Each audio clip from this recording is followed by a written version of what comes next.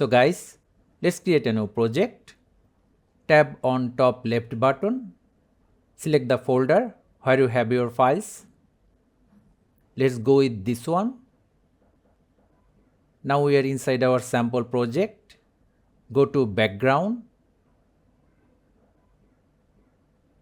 Select 9:16 for vertical mode. Select the footage. Pinch out to zoom in.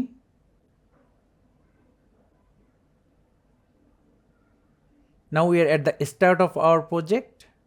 Tap on this button to make a keyframe. Move forward slowly.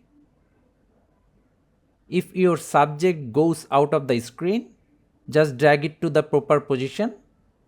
This will automatically place a keyframe to keep your subject within the screen. When you are done, tap on top right corner Save button, select the resolution, FPS, and we are done. So thank you guys for watching. Have a good day.